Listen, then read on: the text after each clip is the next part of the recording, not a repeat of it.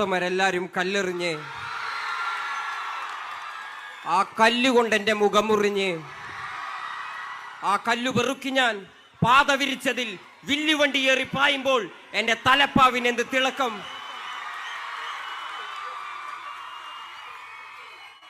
ഈ തിരുവനന്തപുരം നഗരത്തിന്റെ രാജവീതിയില് നമ്മളെ പോലെയുള്ള ജനങ്ങൾക്ക് നടക്കാൻ പോലും പറ്റാത്ത അവസ്ഥയില് ഇവിടെ വില്ലുവണ്ടി ഓടിച്ച് നമ്മുടെ ധീരതയ്ക്ക് പ്രതീകമായി നിന്ന ഒരാളുണ്ടായിരുന്നു. ആളുടെ പേരെന്താണ്? മഹാവീരൻ അയ്യങ്കാളി.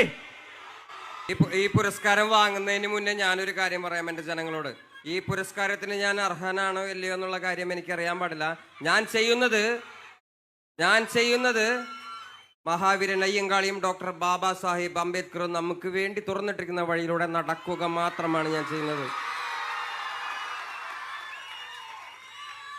നിങ്ങളും ജയ് ഭീം ജയ് ഭീം ജയ് ഭീം ജയ് ഭീം നിങ്ങളും അതേ വഴിയിലൂടെ തന്നെ നടക്കുക, വിദ്യാഭ്യാസം നേടുക, അധികാര ശ്രേണിയിലേക്ക് എത്തുക. നമ്മുടെ ജനങ്ങളെ, നമ്മുടെ പ്രിയപ്പെട്ട ജനങ്ങളെ ഇനിയും ഉയർന്ന അവസ്ഥയിലേക്ക് നമ്മൾ എത്തിക്കുക. ജയ് ഭീം ജയ് ഭീം ജയ് ഭീം.